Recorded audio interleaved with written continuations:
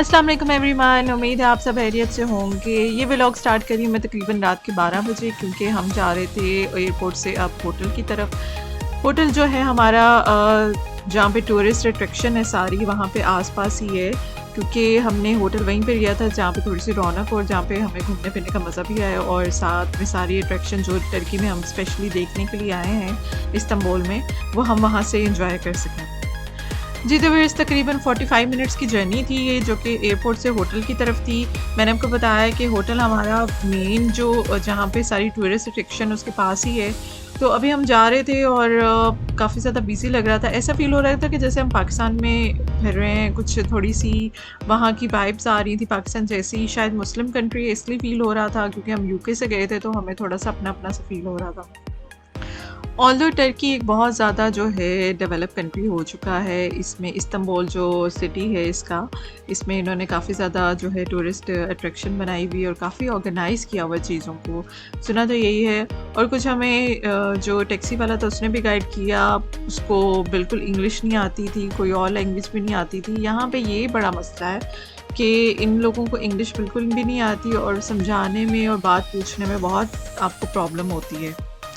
इसलिए व्यूअर्स, जब भी आप इस्तांबुल या टर्की के किसी भी सिटी में विज़िट करें तो ये कीप इन माइंड कि यहाँ पे लोगों को इंग्लिश बिल्कुल नहीं आती और आपको बहुत डिफ़िकल्टी होती है इनको समझाने में कि व्हाट डू यू वांट। तो बस हमें भी ये प्रॉब्लम हो रही थी। हम टैक्सी वाले से पूछ रहे थे, उसको बताना कुछ आ रहा था, फिर उसने फाइनली हमें बताया यहाँ पे कुछ चीज़ें। उसने कहा कि जी यहाँ पे टैक्सी वाले भी स्कैम करते हैं, जो है ज़्यादा पैसे बता के आपको जर्नी छोटी होती है। फिर उसने बताया कि जो सरकजी एरिया जहाँ पे हमने हमारा होटल था और जहाँ पे ज़्यादा जो है वो बिज़ीएस्ट एरिया है, वहाँ पे बहुत महंगी टैक्सी मिलती है।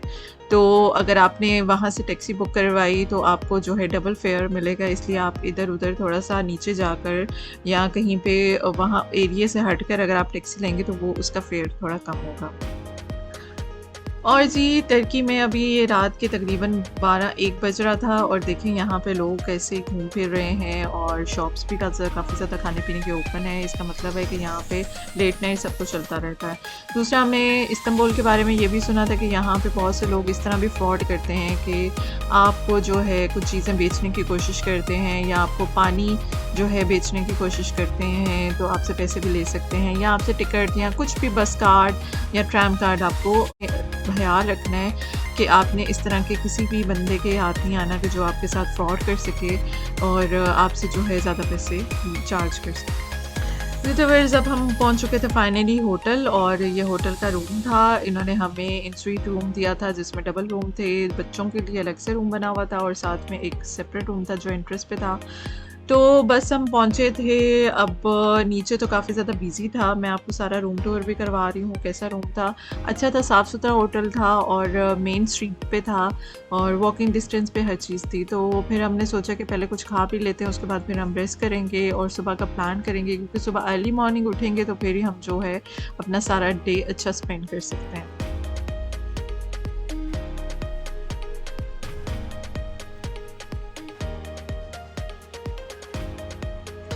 अच्छा जी, फाइनली हमें यहाँ पे खाना मिल चुका था। ये सारा टर्किश फूड था, जिसमें आप देख सकते हैं कि सीख कबाब हैं, इनकी जो ट्रेडिशन डिश होती है, और साथ में सैलड है, नान है, और साथ में हमने ऑर्डर किया था डोमिनोज़ का पिज़्ज़ा, क्योंकि जो है मेरी एक दोस्त ने बताया गया था कि यहाँ का डोमिनोज़ सबसे बेस्ट है, क्योंकि यूके में तो आपको पता है डोमिनोज़ हलाल नहीं है। तो बस फिर हमने डोमिनोज़ भी ऑर्डर किया।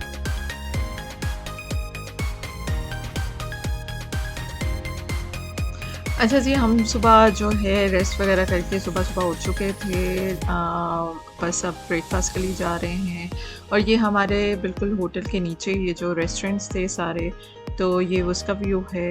काफ़ी ज़्यादा एक्सपेंसिव जो है रेस्टोरेंट्स यहाँ पे मिल जाते हैं, जो आपको बहुत बड़े रेस्टोरेंट नज़र आएँ और बहुत ज़्यादा जो है वो लग्जरी किस्म के रेस्टोरेंट्स नज़र आएँ, तो ये काफ़ी ज़्यादा चार्ज करते हैं। खाना ऑलमोस्ट सबका सेम होता है, क्योंकि यहाँ पे टर्किश फूड आपको पता है कि एक जैसा ही होता है।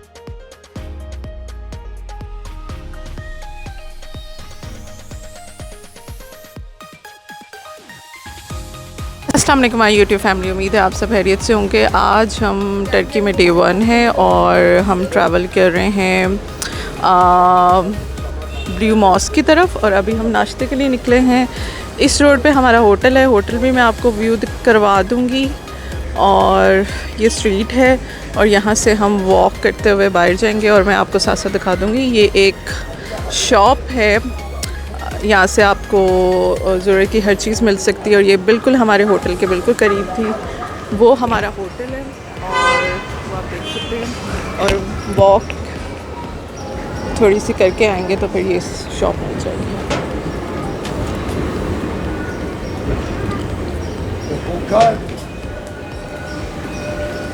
अच्छा है, बच्चों के साथ ट्रैवल करना थोड़ा सा डिफ़िकल्ट हो जाता है क्योंकि बच्चों को रेडी करना, और फिर अगर आपके बच्चे छोटे हैं तो मैं आपको सजेस्ट करूँगी कि इस तरह आप 2 बग्गी ले सकते हैं, क्योंकि नॉर्मली बच्चे जो हैं वॉक नहीं करते हैं, वॉक करके थक जाते हैं। तो इसलिए आपको जो है इस तरह की बग्गी चाहिए होती है।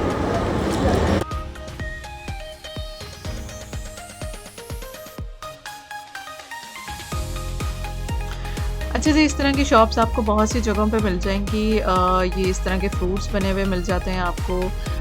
साथ में आपको अगर आप वैसे ही खुला फ्रूट लेना चाहते हैं वो भी आपको मिल जाता है। तो यहाँ पे हर तरह का फ्रूट आपको मिल रहा था जो कि वेदर के अकॉर्डिंग था, यानी कि इसका वेदर भी, टर्की का वेदर भी ऑलमोस्ट पाकिस्तान की तरह ही होता है, जैसे गर्मी और सर्दी दोनों आती है। तो यहाँ पे हर तरह का फ्रूट है। तो फ्रूट तो हम लोगों ने बहुत इंजॉय किया क्योंकि यूके में नॉर्मली ऑफ सीज़न आपको फ्रूट्स मिलते हैं तो उसका वो टेस्ट भी नहीं होता। तो यहाँ पे ये स्ट्रॉबेरीज आप देख सकते हैं, ये काफ़ी ज़्यादा मीठी थी। तो बस हम जो है निकले थे, जुम्मा था और जुम्मे की वजह से हमने सुना है कि ब्लू मॉस्क वगैरह काफ़ी ज़्यादा बिजी हो जाती है। तो बस हम आज का जो ट्रिप था हमारा तकरीबन उधर की तरफ ही था। हम वहाँ पे जाएंगे, लुक अराउंड करेंगे आया सूफिया की तरफ और साथ में ब्लू मॉस्क की तरफ। तो ये हमने जो बैग हैं बना लिए थे, बग्गी में रख दिए थे, इसमें कुछ खाने पीने की चीज़ें थी, बच्चों का सामान था। ये आप ज़रूर जो है वो आप साथ में रखें। अच्छा से इस्तांबुल में ट्रैम पे लोग बहुत ज़्यादा विज़िट करते हैं, ये काफ़ी स्टॉप्स तक जाती है ट्रैम, और लेकिन बहुत ज़्यादा रश होता है, बहुत ज़्यादा बिजी होती है। लेकिन हम लोगों ने एक टूर रखा हुआ है कि हम ट्रैम पे भी विज़िट करेंगे और हम देखेंगे कि इसकी कैसी जर्नी है। लेकिन उसके लिए जो है हमने सोचा था कि किसी और दिन स्पेंड करेंगे। अभी हम जा रहे थे ब्लू मॉस्क की तरफ, ये आप देख सकते हैं कि यहाँ से ट्रैम गुजर रही है और सामने ही टैक्सी भी हैं। और यहाँ पे टैक्सी भी काफ़ी ज़्यादा थी, लेकिन वही बात है कि जैसे हमें रात वाले टैक्सी ड्राइवर ने बताया था कि यहाँ पे एक्सपेंसिव आपको टैक्सी मिलेगी। तो बस हमारा वैसे भी ब्लू मॉस्क वॉकिंग डिस्टेंस पे था। आया सूफिया जाएंगे, ब्लू मॉस्क विज़िट करेंगे, इसलिए वॉक करना ही बेहतर है क्योंकि इतनी दूर तो है नहीं। और ये मैं साथ साथ आपको यहाँ पे स्ट्रीट पे विज़िट करवा रही थी सारे रेस्टोरेंट्स। इस तरह इन्होंने रेस्टोरेंट्स के बाहर ही मेन्यू लगाया होता है और साथ साथ आपको जो है वो डिफरेंट किस्म के खाने यहाँ पे नज़र आते हैं। ज़्यादातर इनका जो है वो आपको पता कि मीट का ही काम है, तो लोग जो है ज़्यादातर मीट ही खाते हैं। तो मैं साथ साथ आपको सब खाने भी दिखाऊंगी यहाँ पे जो जो हम खाएंगे। अगर आप लोग इस्तांबुल विज़िट कर सकते हैं तो यहाँ पे ये खाने सारे ट्राई कर सकते हैं। अभी फ़िलहाल हम जा रहे थे मनी एक्सचेंज की तरफ। ये पूरी स्ट्रीट है जो कि सब खाने पीने की चीज़ों के लिए और शॉपिंग की चीज़ों से भरी हुई है। तो यहाँ से वो वॉक अराउंड कर रहे हैं, साथ में कुछ मनी एक्सचेंज करवा लेंगे क्योंकि जब आप ट्रैवल करें तो थोड़े पैसे साथ लेकर आएँ और यहाँ आके आप एक्सचेंज करा लें तो यहाँ पे आपको अच्छा रेट मिल सकता है। जी, तो फिर इस्तांबुल में ये भी एक है कि जो आपको मेन जो स्ट्रीट पे आपको शॉप्स नज़र आएंगी वो काफ़ी ज़्यादा एक्सपेंसिव होंगी और चीज़ें सेम होंगी। अगर आप थोड़ा सा आगे चले जाते हैं या इनके जो पुराने बाज़ार हैं उधर जाते हैं, वही चीज़ आपको बहुत चीप रेट में मिल जाती है। तो ये आप देख सकते हैं कि यहाँ पे हम थोड़ी सी जो है ग्लासेस की शॉपिंग कर रहे थे। फिर हम थोड़ा सा अंदर जाके हमने जब पता किया तो वही सेम ग्लासेस आपको बहुत चीप रेट में मिल रही थी। तो इस तरह भी आप विज़िट कर सकते हैं। आपने खुद से देखना होता है कि यहाँ पे क्या क्या रेट हैं, क्योंकि कोई कभी कुछ बताता है, कोई कुछ बताता है, और बार्गेनिंग तो बहुत ज़्यादा होती है। अगर आपको कोई भी ज़्यादा अमाउंट बताता है आप उसको मज़ीद बार्गेनिंग करवा सकते हैं और आपको काफ़ी अच्छी जो है प्राइस में चीज़ मिल सकती है। इनको शायद आइडिया नहीं होता, लेकिन ये काफ़ी ज़्यादा शायद टूरिस्ट आते रहते हैं तो इसलिए इनको आइडिया होता है कि ये बेच देते हैं अपनी चीज़ें, लेकिन ये है कि यहाँ पे बार्गेनिंग बहुत ज़्यादा चलती है। तो ये था जी सारा सरकजी का बाज़ार और एरिया। यहाँ पे बस हम अभी जो है मनी एक्सचेंज करवा रहे हैं, उसके बाद फिर हम अपने जो मेन हमारा जो ब्लू मॉस्क और आया सूफिया देखने का प्लान है वहाँ उस तरफ जाएंगे। जी, तो व्हेयर्स करेंसी एक्सचेंज अगर आपने करवानी है तो आप थोड़ा-सा कैश अपने साथ लेकर आएँ, लेकिन आकर उसी कंट्री में आप उसकी करेंसी एक्सचेंज करवाएँ, आपको काफ़ी अच्छा रेट मिल जाएगा। और बस हम यहाँ पे अभी जा रहे थे, वॉक अराउंड कर रहे थे और साथ में जो है ये स्वीट्स की शॉप, परफ्यूम की शॉप्स आपको काफ़ी ज़्यादा नज़र आएँगी, क्योंकि इनकी स्पेशलिटी जो है ये डिलाइट्स हैं, जो कि जो टर्किश डिलाइट होती है इनकी बहुत ज़्यादा फ़ेमस हैं। तो ये आपको जगह-जगह पे नज़र आएँगी, लोग सेल कर रहे होते हैं, इसको भी आप एन्जॉय कर सकते हैं। ये मैं रुक गई थी जी, यहाँ पे तो कुछ ज्वेलरी लगी हुई थी और यहाँ पे मैं रेट चेक कर रही थी।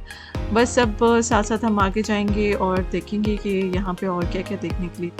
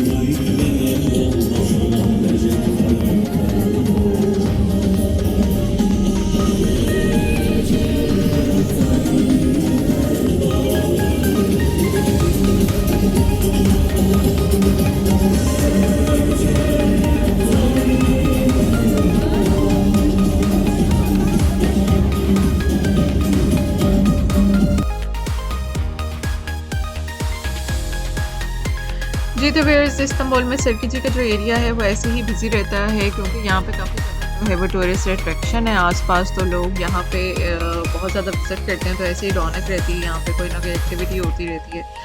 तो बस ये हम यहाँ पे जो है इसी रास्ते से हम जा रहे थे ब्लू मॉस्क की तरफ, और आया सूफिया हम विज़िट करेंगे, और बस नाश्ते की भी जगह देख रहे हैं कि कहीं से अच्छा सा मज़ेदार किस्म का कोई नाश्ता मिल जाए।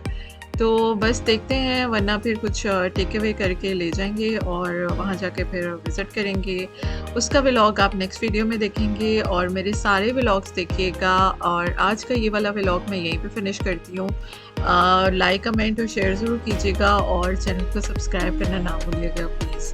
तो थैंक यू फॉर वॉचिंग। मेरे टर्की ट्रिप के जितने भी व्लॉग्स हैं आप लाज़मी देखिएगा, कुछ इन्फॉर्मेटिव भी होंगे, कुछ वैसे ही हम खुद भी चीज़ें ट्राई कर रहे होंगे, तो मैं आपको उसका भी फीडबैक दूँगी कि वहाँ पे जाना चाहिए कि नहीं जाना चाहिए। और साथ में खाने-पीने भी आपके साथ शेयर करती रहूँगी, जो हम ट्राई करेंगे आप लोग भी जाके ट्राई कर सकते हैं। तो थैंक यू फॉर वॉचिंग। अपना बहुत सारा ख्याल रखिएगा, दुआओं में शामिल रखिएगा। Thank you for watching. अल्लाह हाफ़िज़।